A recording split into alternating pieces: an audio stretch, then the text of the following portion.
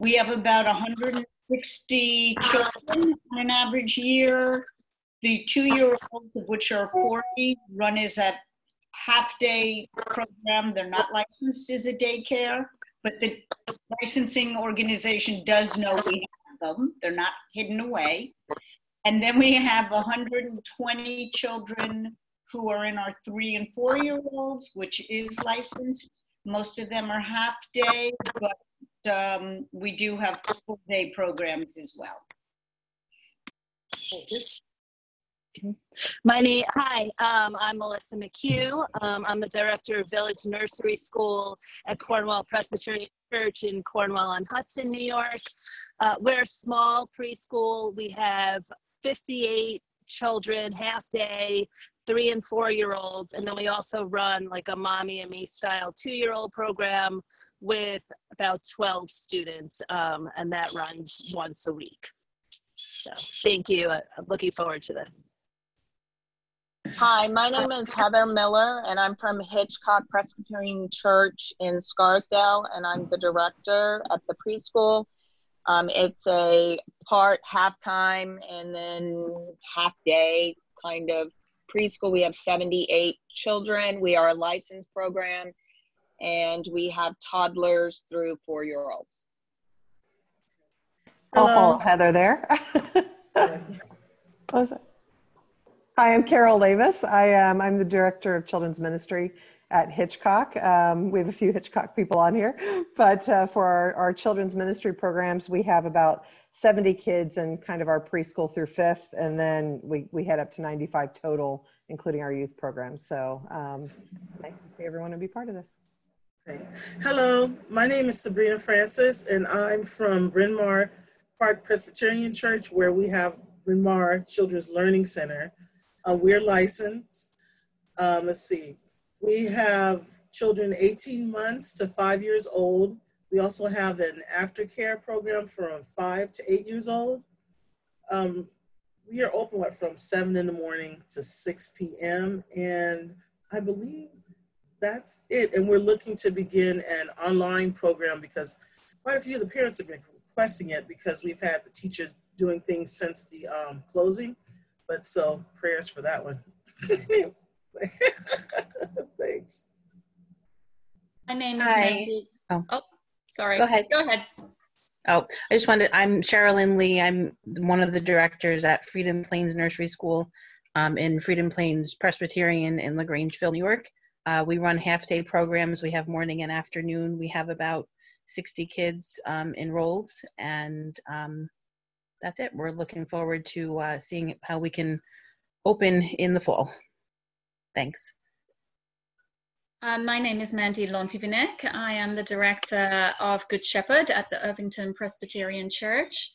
And we have usually around 90 students ranging between 2 years old and 4 years old. We're also licensed and predominantly a morning program, but we do have a number of afternoon extensions.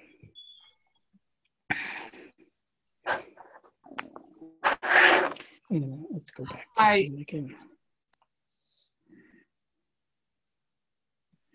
I lost everybody's voice. Someone's talking and is muted. Is that you, Beth? Be patient with me. Okay. No problem. Go ahead. Start over. All right. I'm Beth Burns. I'm the director of the Children's Center at the Presbyterian Church in New Rochelle. We have half-day programs, morning and afternoon, for 3s and 4s. And we have about ranging from 70 to 72 children. I also participate with the City of New Rochelle in Universal Pre-K. Okay. Thank you. Hi, I'm Susan Wolfson. I'm with the White Plains Presbyterian Church Nursery School. We have a half-day program in the morning.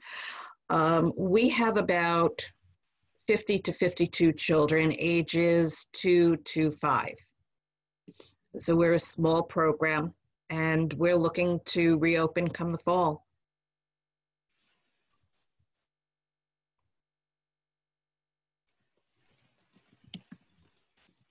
Anybody else who's a director?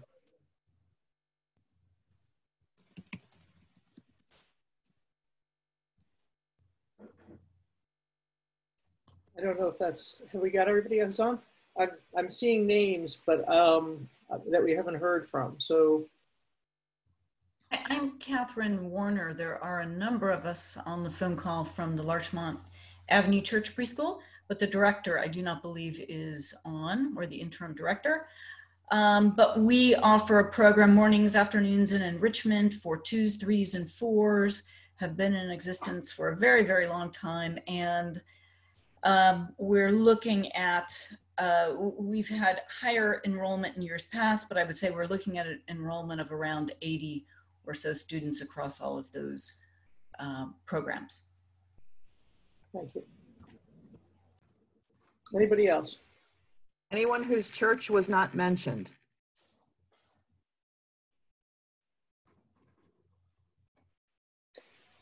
Okay, then one of the wonderful things, I guess, about the fact that despite our 8 counties, we are all lumped together in the one region, the Mid-Hudson region for reopening, is that all of our nursery schools will be able to open at the same time.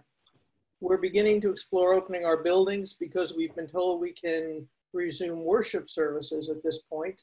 And we are all in the same phase 4 for reopening educationally and church-wise for the rest of our activities. So all of us will have the same opportunity to reopen our nursery schools and our other programs at exactly the same moment if New York Forward continues the way that it's currently outlined.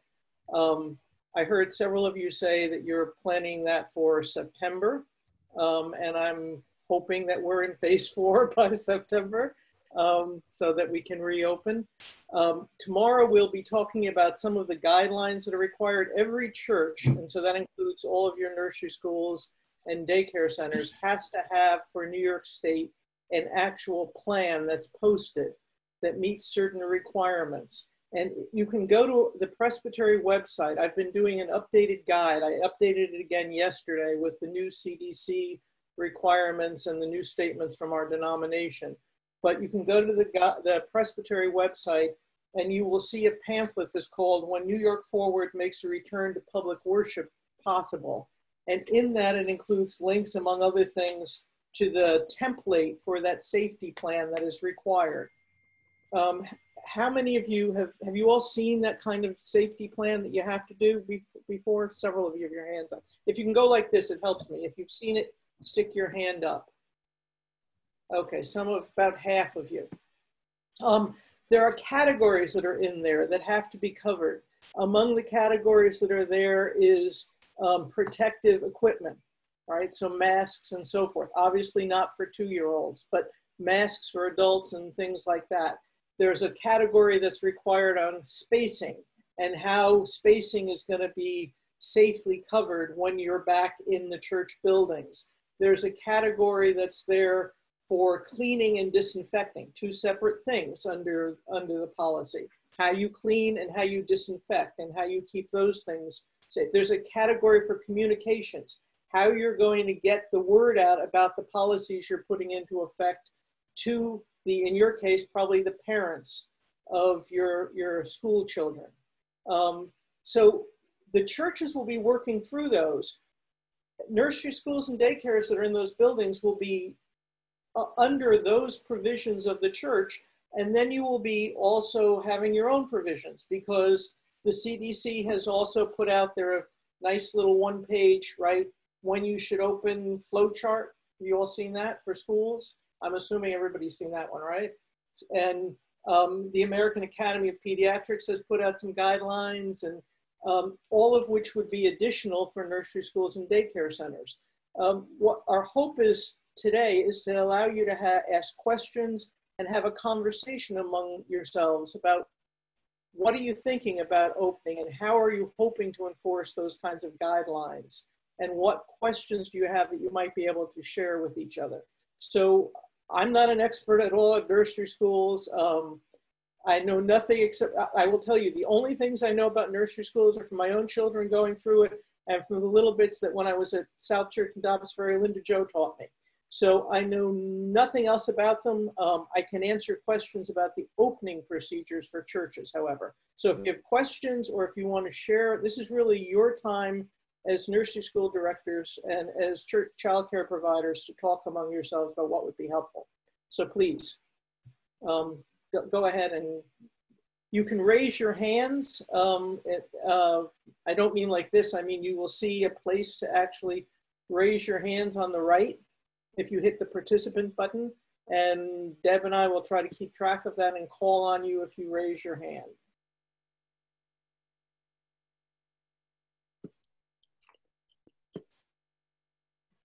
Nobody wants to say anything?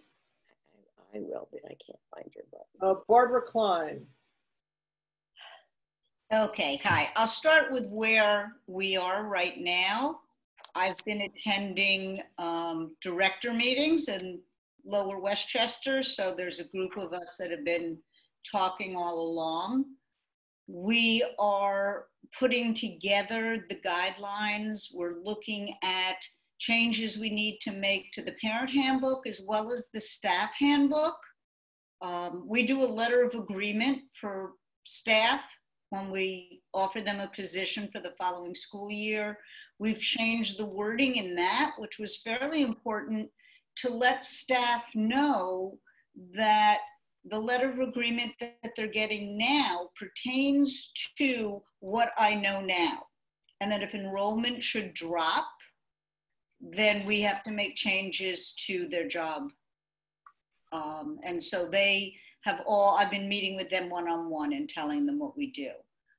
We have been going to a lot of different Zoom meetings that have to do with opening childcare. So we're getting a lot of different information from a lot of different sources, so we can kind of look at what works best for us.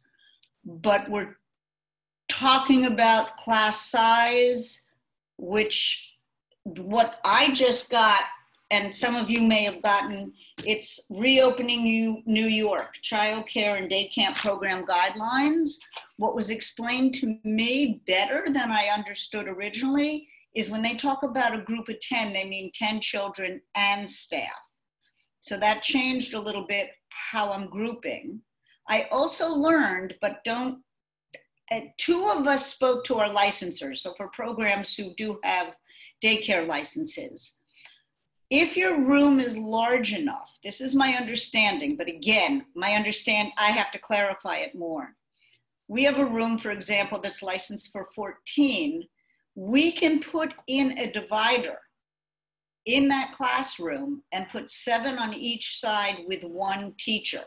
So the divider, I'm looking at things like sneeze guards that you see when you go to the grocery store or that kind of checkout, and how we can do that so that while there's still only 1 teacher per group, the children won't have to join a new group other than parting of the curtain if we are allowed to then increase group size. So that's kind of, we're still looking at a lot of options right now. That's kind of where we are.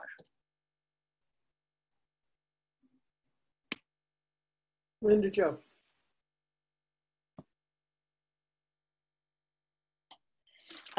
I've probably been on a lot of the Zoom meetings that Barbara's been on. We've been Zooming with the Child Care Council. We are not licensed, but I want to be able to follow the OCFS guidelines as closely as possible. And those guidelines come from the Department of Health, et cetera, et cetera. We are also, we're looking at 10 in a 4-year-old classes and 8 in 3-year-old classes. But when I have a morning class of 16, I can't have them in the same room. So now I'm going to have to bump somebody out of a classroom and have 2 classrooms pulling, anyway, it's going to take away space to have 10. I have 4 4-year-old programs, 1 in the morning, I take it, and I'm sorry, 1 in the morning, 2 in the afternoon. So I'm going to pull some of those afternoons up and have 2 classes of 10 in the morning for 4s and 1 in the afternoon. I have asked this question of Heidi Benjamin, of the Child Care Council, and I'm waiting for a definitive answer. Can I have 2 teachers teach the morning 4s, and those same 2 teachers teach in the same room an afternoon class? So I'm still waiting for that answer. The other problem we're going to have is substitutes. We're not allowed to have a floater in the classroom according to the rules. You have to have, I asked, well, having a floater that could sub in, the way they describe floaters is they can go from class to class. A sub would come in for one day and teach in just one class. That's all they could teach in. But that sub is going to be subbing a lot of other places, and that concerns me as a director, because they may be at one nursery school Monday, another one Tuesday, another one Wednesday. I think that the other issue for us is I'd like to talk about how people are looking at separation procedures, since we are not allowed to have the parents in the school, how that's going to work. And maybe if you have ideas, I'm asking, can I have 4 children come in for an hour, they leave, 4 more children come in for an hour in the same classroom with the same teachers. Alyssa, who is the Child Care Council health person, kind of waffles on that one. So I'm hoping that we can do that. Room setups, all the things we need to take out of a classroom, all the soft things. Do we take rugs out or not? Then how are you doing with your health checks in terms of who's going to do it? Are your teachers going to do it? And also I'll go back to the PPP money. Now, because we're owned by South Church, the majority of the money would come to the nursery school. We got $112,000, which is 2.5 months' salary. And so I have questions about that, because you can't reduce staff and get loan forgiveness, and you can't reduce their salary and get loan forgiveness. So there's no clarity on that. So I'm not touching that money until I can make sure I can get loan forgiveness. And any help from Presbytery about that, since we all got, if we got it from many different sources. So those are my questions. And we are probably going to suspend our 2-year-old program, because I just don't think that that's going to be doable. And we'll reserve rethinking that in probably January or February. So let me try to answer 2 of those questions, Linda Jo. For churches, and this is where things currently are, whether they'll change before phase 4, anytime one group leaves a room and another group comes into a room, the room has to be completely cleaned and disinfected. So that would include one group of children coming in and leaving, and another group of children coming in. And that means completely. So your question around rugs, is there a way to clean and disinfect the rug in between? If not, the rugs can't stay in the room. What I'll be saying to churches tomorrow is take out your Bibles, take out your hymnals, all those kinds of things. If you're going to have groups coming in and out and you can't disinfect them, you strip your rooms to the least that can be in the rooms that make them usable, so you can clean and disinfect quickly, right? So that's the answer to that. The PPP question, a little harder, because the guidelines just changed again about the time you had to use them. There's more leniency now, and how much of the money has to be used for staff salaries and how long you have for that. And I'm happy to talk with you privately about it, but it's a little bit more complicated than it was before. So that change just happened like this past week.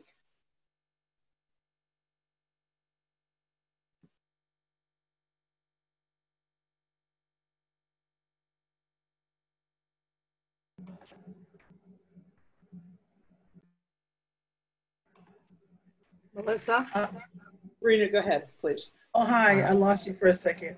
I was just going back to the woman who was talking about the rugs, because I had spoken to a lot of directors about that. We were keeping small rugs, but if you need a larger one, you can order those mats that are really easy to clean, because I taught music, for years, and I had those 4x4 mats that you can order, and they're very, very easy to clean. And so they said that would be a great alternate for the rugs because they're different colors, so you can give the kids their space. And again, when you're changing classes, they're very, very easy to clean yet again. So that's all I wanted to do in there. Thank you. Melissa, please. Oh, okay. Hi. So a lot of what everyone else has been talking about is very similar to what we are looking at. As a way to, because we do enrollment in January, and as a way to not have to bump children out of spots, I just put out a survey to families, first of all, just to make sure that everyone is prepared to still take a spot in September with the reopening plan. And most of them are, we have 2 students that are not returning because of this. So that was very helpful, even just looking at the numbers. What we decided to do with our 3- and 4-year-old programs is, with the limited number of students, also reducing the time that they're there, which is allowing to add an extra session. We as well are, to start the year, getting rid of our 2-year-old program and readdressing it, hoping perhaps in January or February. As far as allowing parents or grown-ups in the school, something we're looking at is, could they come in and volunteer during the school year, but in an outside setting in small groups? So that way we still keep that involvement. So utilizing the outside space as much as possible.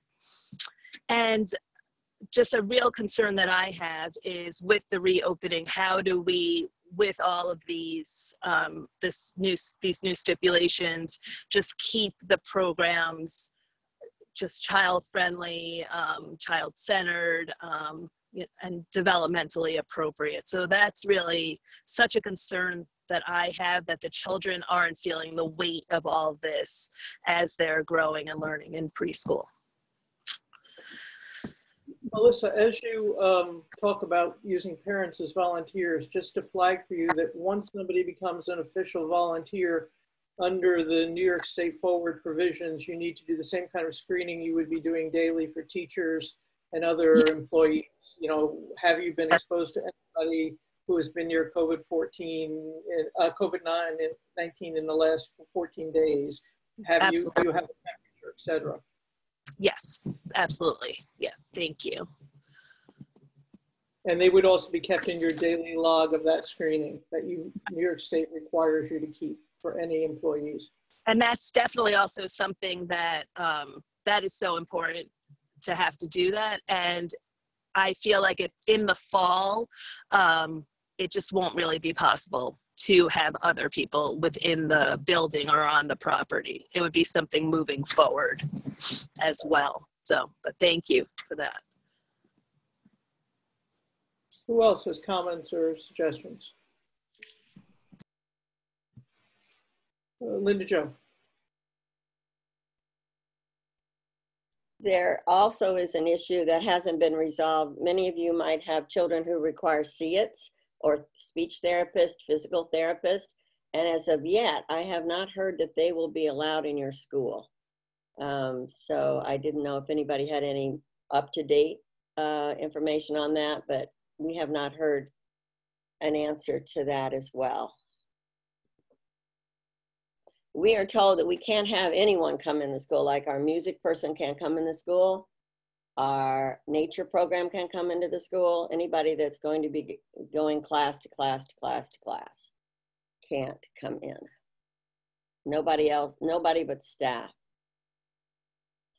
And how many of you are asking your children to wear masks? I know they don't have to wear masks, and we have heard that it's really probably more unhealthy for them to wear the mask, take them off, cough into them, put them down, put them in a Ziploc bag when they eat, put them in a Ziploc bag when they sleep. So just, you know, asking for comments on that.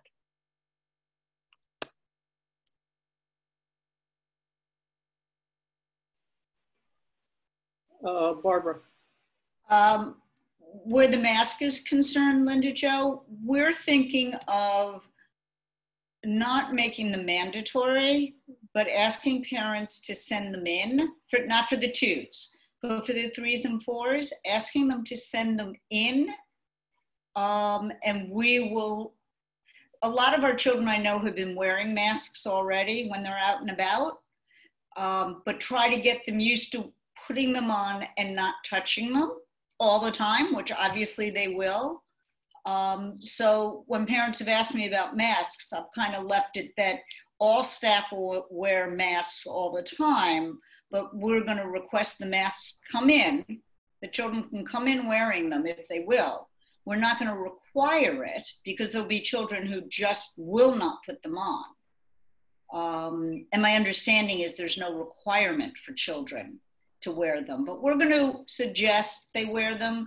The other thing we're looking at as an alternative, we haven't gotten very far. It's just, you know, the 2 o'clock in the morning ideas that pop into our heads.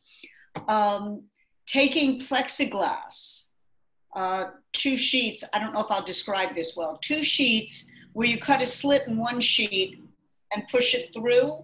So you end up with 4 individual, what could be workstations on a table, so that the children can sit at the table together, play, socialize, but they've got plexiglass that they can see through, but keeps their germs in their cubicle, so to speak.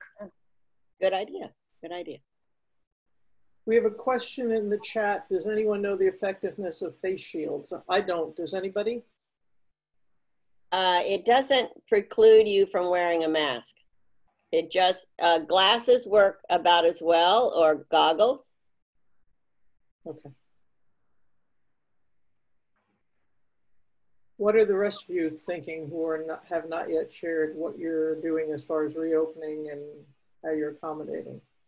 I see Mandy's hand up. Yeah, so just like everybody else, I've been attending a lot of meetings, gathering a ton of information, and having those 2 a.m. brainwaves going on and thinking outside of the box. So a lot of restructuring to accommodate the guidelines that we will all be following, whilst also creating an age-appropriate, developmentally appropriate program.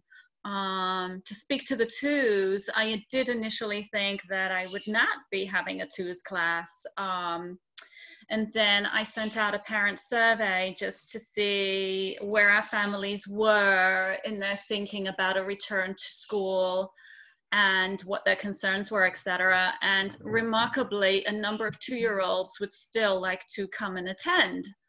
So that got me thinking, and how could I accomplish that so that it was socially, emotionally, developmentally good for them still. And so I'm sort of thinking of ideas such as a really gentle phase-in whereby I would have 1 or 2 families coming in together to the classroom to visit and play and get to know the teachers and the environment. Disinfect in between, and also use our outside space as a place to involve the parents a little bit in separation. So thinking about it some more carefully, and I'll get feedback from our 2s families, and hopefully we can work together and come up with a plan. And then our 4s, we often had 4s that would stay in the afternoons for enrichment, and that would mean mixing in with other students from other classes and possibly being with new teachers. So as a way around that, I'm now going to set up a sort of a full day 4s class that will accomplish those hours and allow those families to still get the time at school that they need. So, you know, just a little restructuring and rethinking of things. Thank you. Who else?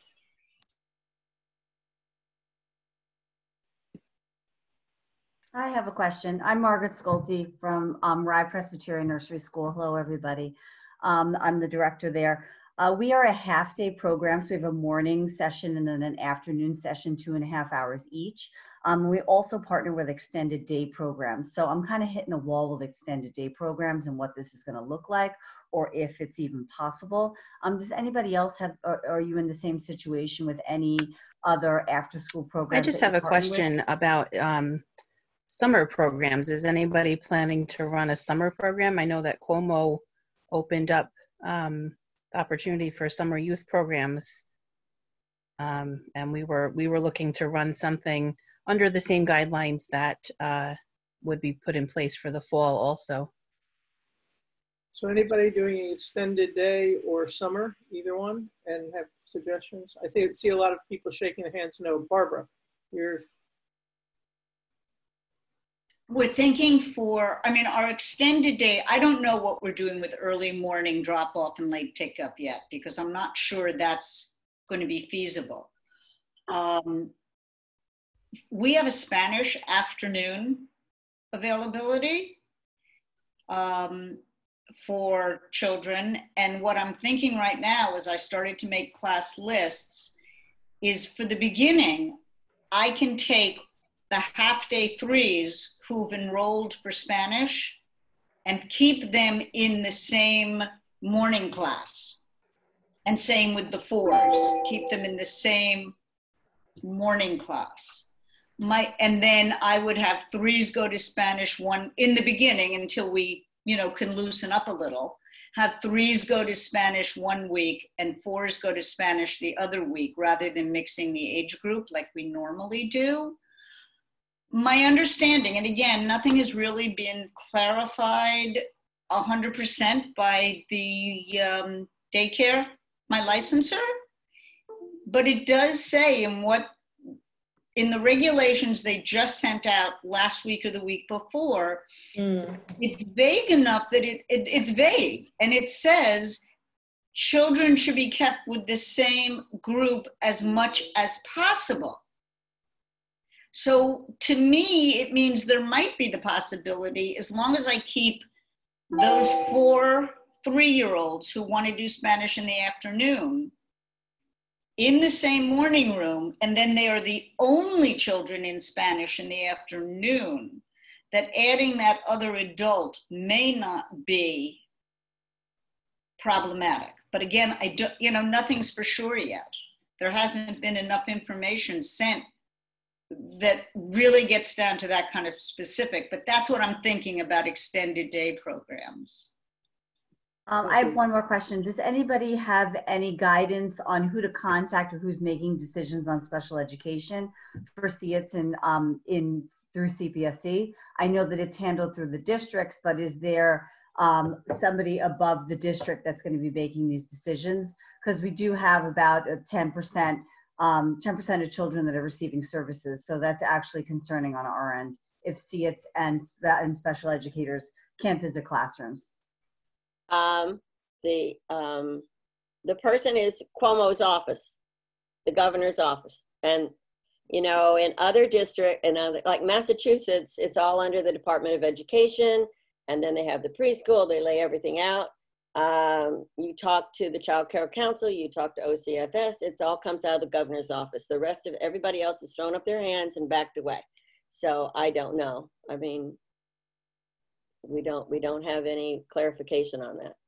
I suspect that if they could, I don't know how, because you're dealing with so many different agencies that provide these CETs and therapists, that, they're going to say no, because you can't go to Hastings Co-op for 9 to 10 and then switch over to community nursery school from 10:30 to 11 or whatever, because now whatever. But it's the governor's office that's making all the decisions. There is a reopening committee that he put in place, and only after a lot of fighting did they put a K through 12 person on there. And this is Reimagine New York committee. And then they still have not put a preschool person on there. Thank you, Linda Jo. Heather, you had your hand up. Just to, there has been no decision. However, agencies also are going to make a decision once the governor makes the decision about that is that kids will still get services, but it would be either teletherapy or home-based. So that's all I know right now. I do have a daughter that works for early intervention, and CPS just got approved to go back into schools for summer schools. So I don't know how that's going to affect ratio and things like that. So I know that they are able to go into schools during the summer. Thank you. For daycare. I have a question, or even just an idea. Is it possible, say that the therapists still come and they work with the children outside, meaning we set up an area outside specifically, whether it be under a little canopy or something, so just create an area so when they come, they take the children there. I know we have to supervise, but even that might, as I talk it through, but at least I know, it's like, I was trying to think some way, but along the lines, I just wanted to bring up also, I know some people are either open or having a summer program. And I know that the churches, you all are saying you don't want to open the buildings till the 4th stage. But preschools are allowed to open as of June 15th. How do we reconcile that? Because my parents are really asking for a summer program and would like to do something beginning mid-July, only because we need to go in and, of course, restructure the rooms and everything. So what is your word on that? So moving forward, to have some clarity. That's a fair question, and it would be nice if there was an easy answer to that New York State had made this all work together. And part of my question was going to be to you all. Are you all talking with your individual churches' reopening committees? Because technically, churches reopen in phase 4. And their buildings reopen. Now there's been that wavering around the 25% of building occupancy for worship is the way it's been described so far. And clearly a childcare program is not worship, right? But I understand as well that you have the earlier options if you weren't in a church. I'm guessing if you are in a separate location, this is a guess, that if you are in a separate wing of the building, you could probably go ahead as long as you have your own safety plan mapped out at the time, and as long as your church signs off on it as acceptable to what will be in their safety plan. And part of my conversation, we have pastors on here as well as directors. I'm wondering how much you all are talking to each other about these safety plans, because they do overlap to some extent, but they also require different things. So directors, have you been working with whoever is your team from your congregation? And pastors, have you been working with your nursery school and childcare directors? Because they need to work together. These plans have to be matching when they're posted, and they have to be posted all around the building in public places. You can't have the plans saying two separate things.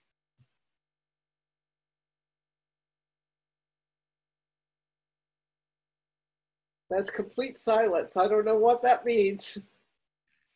No, I see Laurie. Laurie Knight Whitehouse. Laurie Knight Whitehouse. Thank you.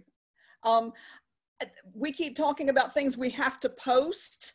I haven't seen that. I think I may know where to get it because I went over to the resource on the Hudson River website, but I have not seen that template.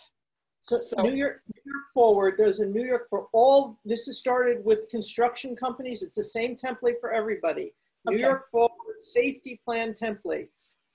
Okay, and that if I go to the hyperlink on the, that's where I'll find it. I've got to get that, take it to my session night after tomorrow and get it to our nursery school director because it's a privately owned facility. Yes, but any group that's in there needs to be going by the church's safety plan and then by whatever requirements are added because of the type of organization it is. In your case, because it's nursery school and childcare, you will have other things, but it's people. How are you going to do physical distancing? Places, what kind of protective equipment are you going to have? What kind of hygiene and cleaning are you going to have? How are you going to communicate?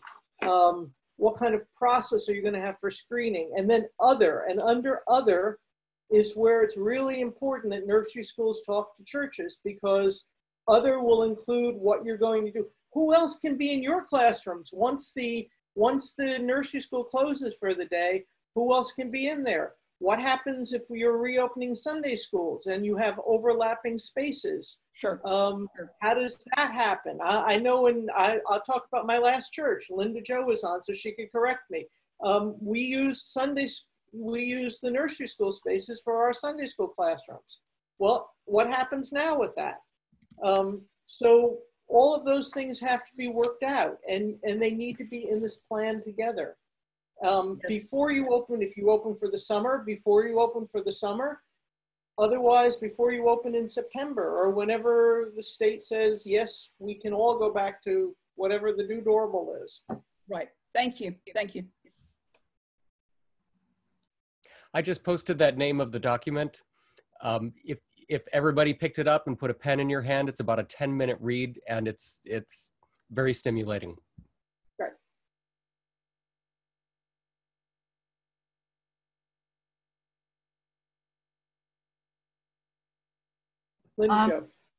To get back to the see it issue, how are we going to handle people that come in to do observations for evaluations? Will a teacher have to step out of the room so that there's only 2 adults in the room? They may not be able to come in to do an evaluation in the classroom. They mostly will probably have to, teachers or directors will have to write a school report, but they are not to be left in the classroom alone with the children because they haven't had a the comprehensive criminal background checks. We were also told by the Child Care Council that directors should not be going and visiting classrooms. You can, look in the window through the door or stand outside and talk, but, normally I would go into every classroom every day, but that we would not be allowed to do that because we'd be introducing another person who's gone from place to place to place. Also, I wanted to ask you, Susan, I don't think we involve Days of Wonder in this. So before they reopen, they're going to have to get the church's permission as the daycare center. And every nursery school, every daycare center, yes. Okay. It has to have a plan, and the churches are obligated for their own liability purposes to see the plans of the nursery schools or daycare and sign off on them. And you want to as well make sure that the church's plan will work for you, because you need some things that the churches don't necessarily otherwise need to consider. So it's really important that you all have these conversations now before you begin to contact parents and say, here's what we're going to do, so that the church and the child care and nursery schools are on the same page. That's one of the reasons for this meeting now, is so that you have the suburb to make sure you're all moving in the same direction. And I've got to say, I've rewritten the guide that's on the Presbytery website, which looks like it's for churches, and it is, but that part of it is around worship, and you all can ignore those parts. But the rest of the steps are going to be things that churches are considering as they open. You all should probably be looking at them because it says what they need to be doing. And they're going to be having to set up how people are entering and exiting buildings and putting spacing in for people, so that when people are standing, waiting to go into a building, they're spacing. You're going to have to be working with that as well and make sure that it doesn't interfere with what you're doing with the children. So Days of Wonder, their teachers are required to use our bathrooms at the church because they don't have a staff bathroom. That's one issue, whether that means we've reopened the building or not. And also, we've got the food pantry there every Wednesday. The building's already open. Right. Well, the building is open for one specific thing. I'm guessing, I know churches that have food pantries have their buildings open for food pantries, and churches, some churches, a few churches also have their 12-step programs going. But other than that, most of our buildings are closed at the moment. and one or two have begun to open for worship. Most of our churches so far have elected not to do that. But yes, those things have to be thought out as you're moving ahead together. How are you going to make these different things? The guidelines have changed, and how many people can be in a space have changed, and fire exits and safety exits have changed as far as where those can be, because they may be going back and forth. Whole series of different things to be considering with your, again, it's for our congregations, it's the session of the Presbyterian churches that are the ultimate authority on when the church can open. The presbytery is giving guide outlines, but there's either the session will sign off on these New York forward safety plan templates, all right, when they're completed. You should be talking to your sessions, and some of you probably have real strong working relationships with your sessions. That's great if you do. If you don't, you need to develop those now, because you're going to need to be working with them. These guidelines shift. As I said, I've rewritten this guide, I think 7 times at this point in the last month and a half, as New York has put in extra steps that have to be in there.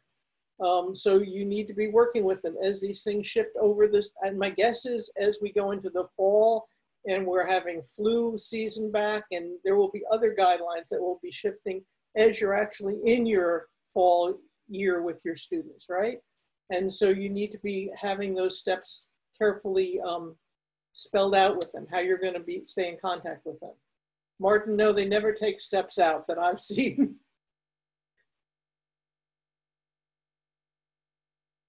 Other comments, things to share, things to ask each other? Could I ask Jane Ann from Irvington Presbyterian?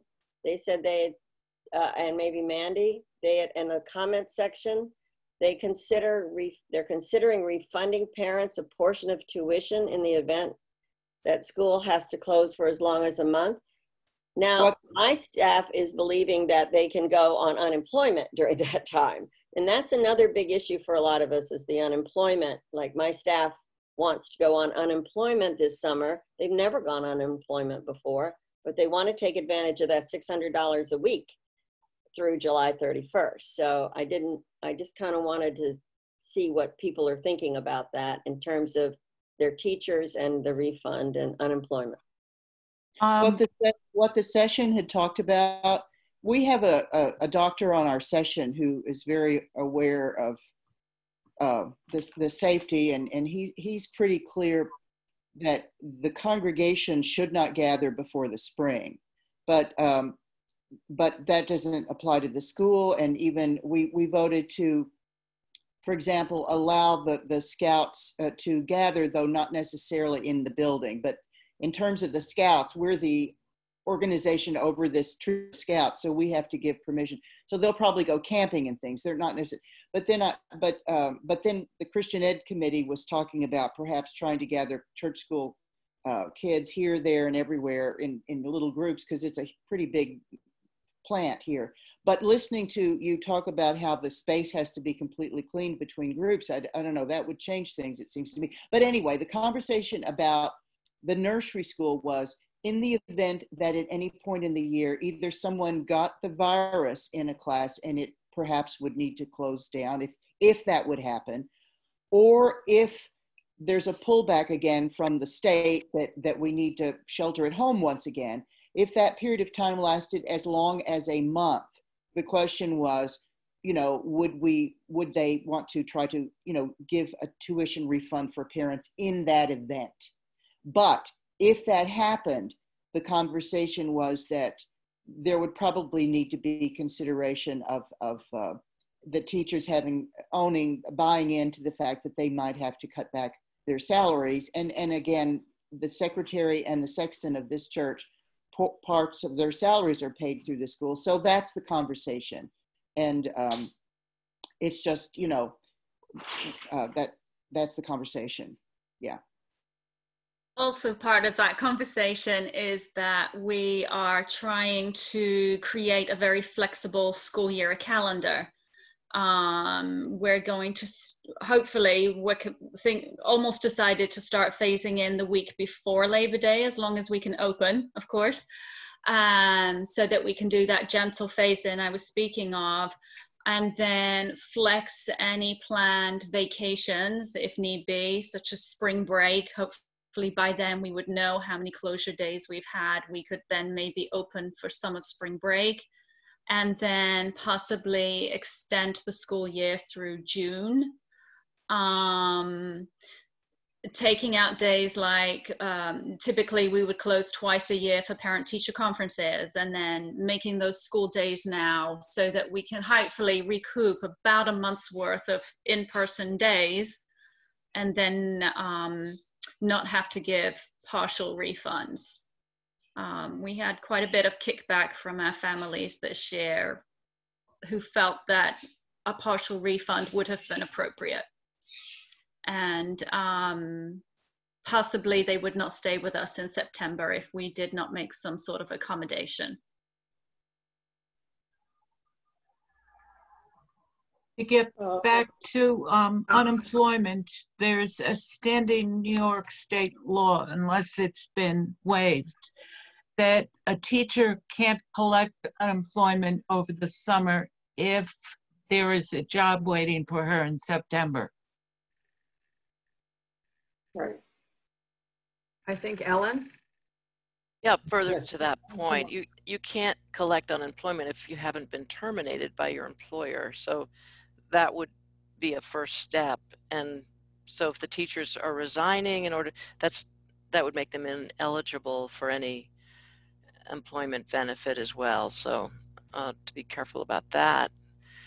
And on refunds, Larchmont Avenue Church did provide refunds partial for this past term, although we offered online learning, but we had benefited from the payroll protection program, and so we had our salaries covered that allowed us to be able to finance partial refunds, and also for the goodwill to the families, and people were appreciative. So, and some of them returned their money and said, please use this for a credit for next year or put it in your scholarship fund. So it's a question, though, that we still have, is whether and when to open, and then how to manage if there are close downs in mid-year, and that's still an open question. Thank you. And it's well worth thinking of. When we were on a group of us were on a call with Q English, who is the governor's faith-based organization person, and she said churches should be preparing as we hit the winter again, and we hit the combination of flu season and COVID coming back, to be ready to shut down if necessary pretty quickly.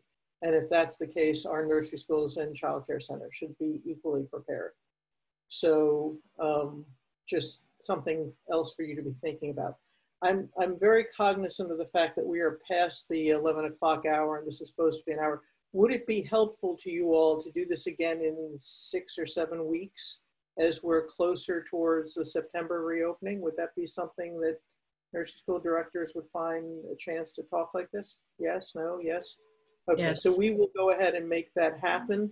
I will remind you that tomorrow we will be talking about the church's plan for reopening at 10 o'clock on Zoom. And any of you who want to participate in that, the pastors have already received the link for that. So you can either contact your pastor, or you can email me if you want to participate, and I will get you the link. But you're welcome to that. We'll talk about the different things the churches have to be thinking through as they do their plan, as far as how the space goes, as far as what kind of communications plans they put in, everything. It will not focus on Sunday worship. That's on Thursday, as Deb said, but it will do the logistics of the space, which may help you have an idea as you think about your own nursery schools and childcare centers, how to coordinate with that. So you're more than welcome to that if you'd like. I've asked Jeff Geary to close us with prayer. So Jeff, now would be the time for that. So.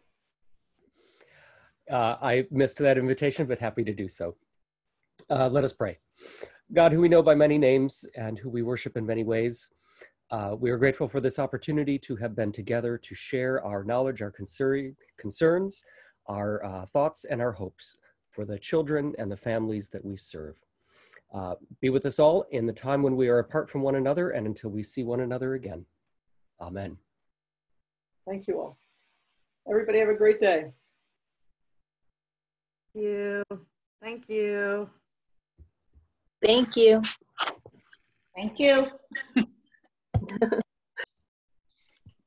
Thank you. Thank you.